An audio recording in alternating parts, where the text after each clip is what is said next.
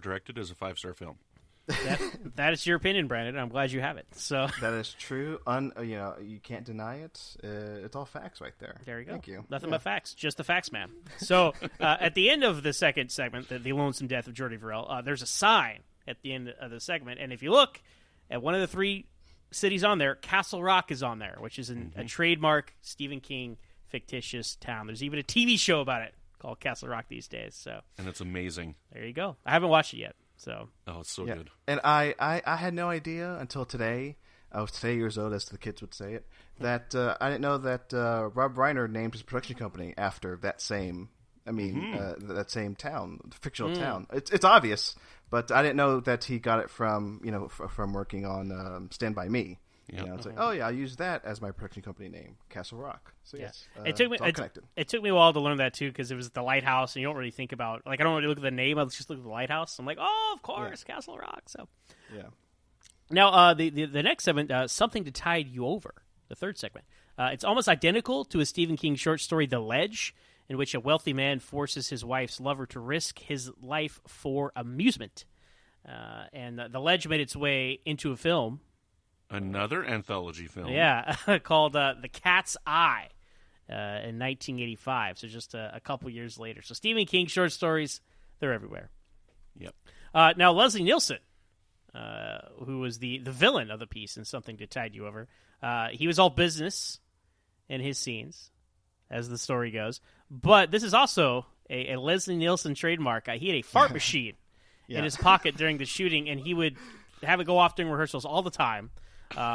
And then Ted Danson would just be the whole crew and cast and crew were cracking up laughing all the time. But then as soon as Romero said action, he'd cut it out and do a serious performance. And it's funny for this, and we'll talk about Leslie Nielson, but he's in this transitional period at this point, because he was known for he's a serious actor, right? But then playing it so serious in Airplane is what made him so hilarious. And then he started to go over the Naked Gun and all those other movies. And so this is kind of a transition point for him. But he does a great job in this movie.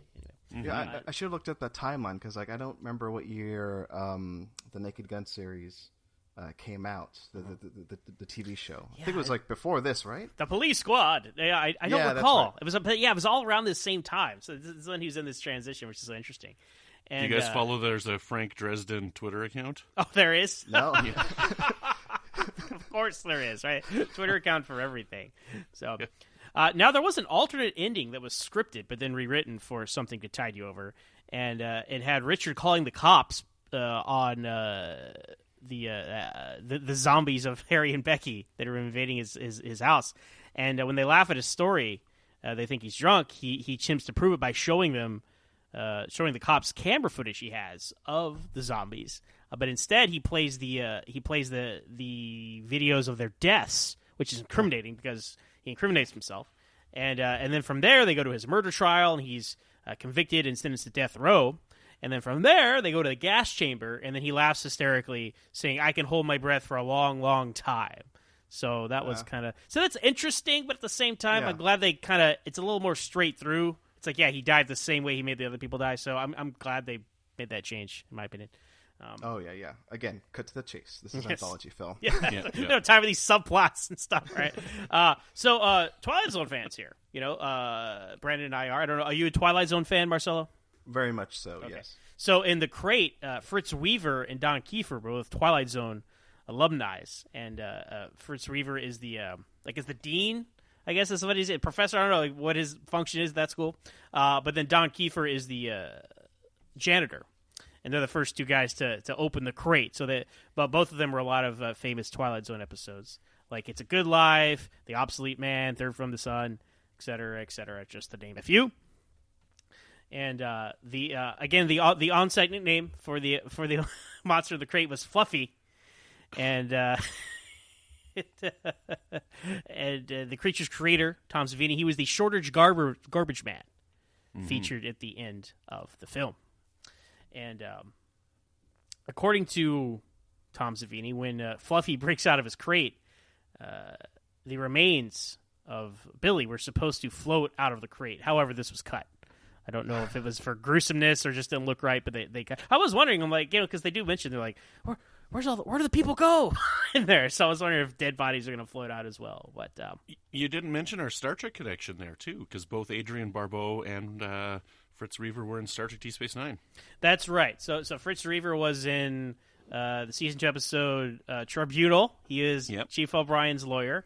And then where was she in Star Trek? She was in a season 7 DS9 episode. She was a Romulan. Oh, and I think it was Inter season Artem 7. Item Silent Legis, right? She's Something the like one that, on Romulus, right? Okay.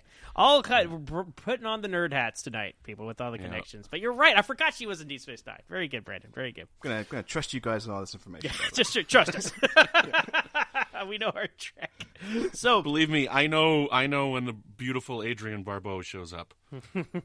Swamp Thing. That's what I kind of know. And The Fog. That's what I know her best from. All these 80s horror movies, right?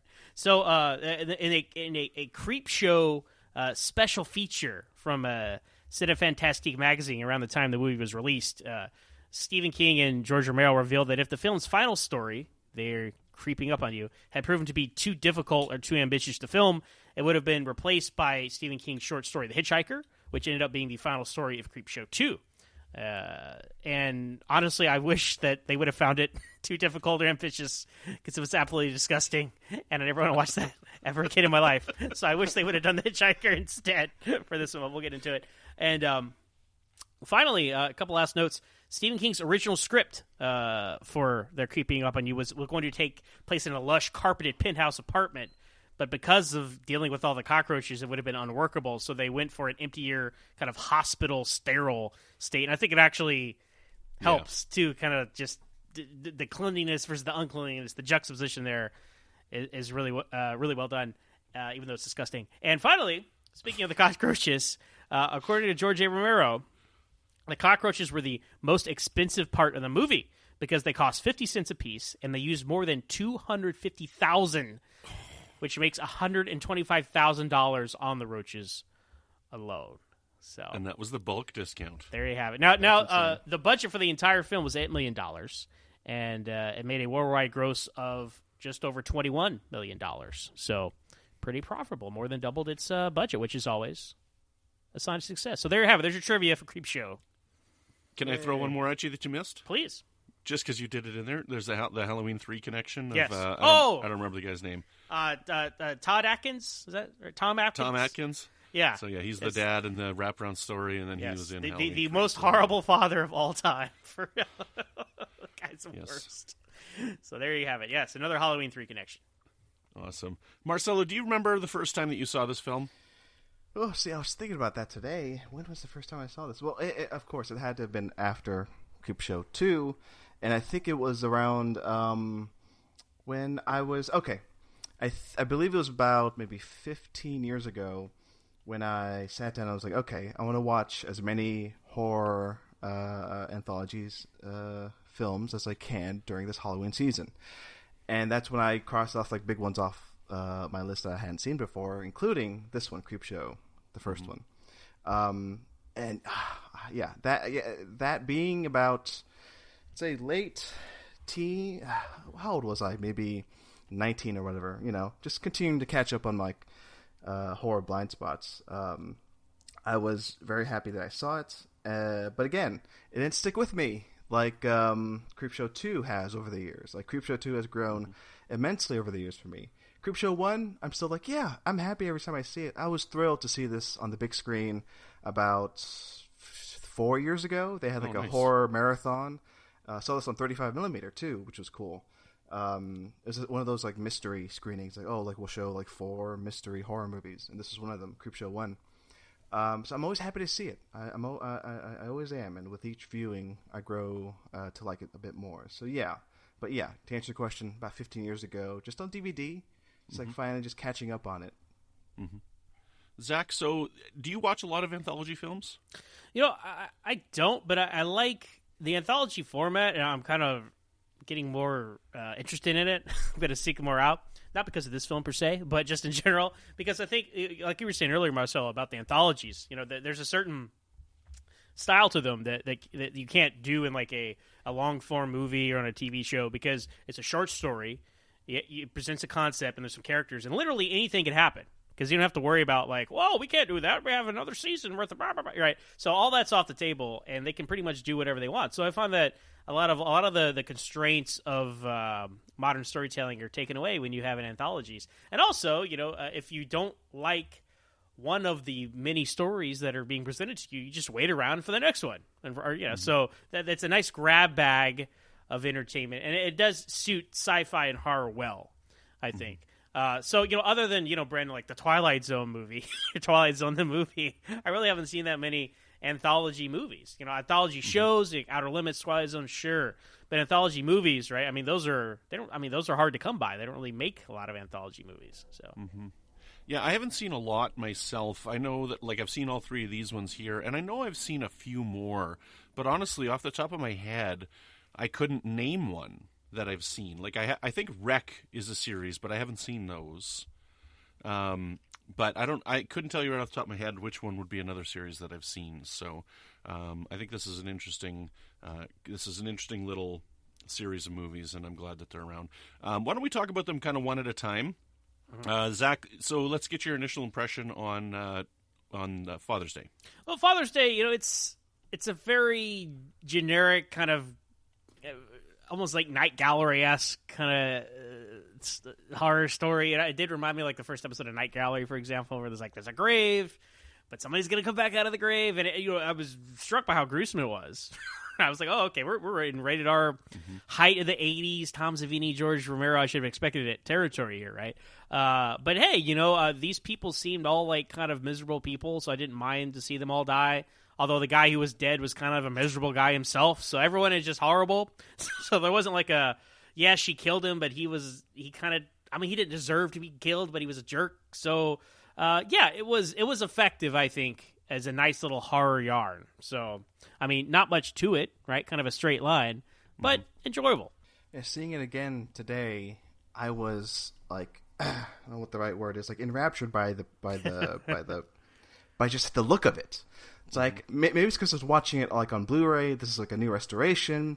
They even have a special feature on this Blu-ray where like the cinematographer talks about like this new 4K process and like bring out the colors. It's more alive than it's ever been. And I'm like, God, this looks gorgeous. And the way it's shot, like how it has like those irises, those vignettes of like the ovals and frames with the flashbacks. I don't know what exactly the technical word is for those things. Then the colors. I mean, I've heard the word scrim more today than ever in my entire life. Just listening to the bonus features about Romero and everybody talking about like the scrims they use like for lighting in the background. Mm-hmm. So that's what initially got me watching this first one. And I mean the story, like Zach was saying, like it's to the point. And I think what really nails it for me in the end is like those effects. The hand coming out of the grave. The final imagery of the woman's head on the plate. It's good. I like it. This is a good one to start off this movie. Mm-hmm. I really like how they tried to bring alive the comic book feel. Yes, with the colors and stuff like that, and the shapes of some of the borders. The panels too, like the transitions. Like they really establish all of that here, like bringing these EC comics to life, right? Mm-hmm. Yeah, and they continue that trend with the TV series as well, but also with a lot of they did a lot in this movie. The split diopters, I think is the term for it, where you got two, like a thing in the foreground and the background that are in focus, and it adds a lot because comics I think are drawn that way, right? You can't really draw something out of focus in a comic, So they really did everything they could to give it that type of feel, and the jump scares that are in this are extremely, extremely effective. I agree.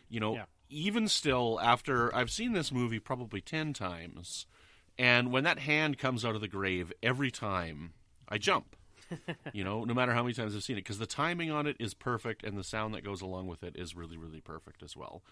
The tension that's built with the intercutting between the graveyard and the dinner scene is drawn out to just the perfect extent that it kind of feels longer than it is, but not in a bad way. I'm always surprised at how quickly these end, because I remember them all being like really, really long right? They felt long the first time I watched them as a kid probably because I was very scared. Like, I found this to be a very frightening movie when I was a kid, both of them. And the tension is really, really drawn out in a wonderful way in these movies as well, especially in this first one, I think. Well, what did y'all think of Ed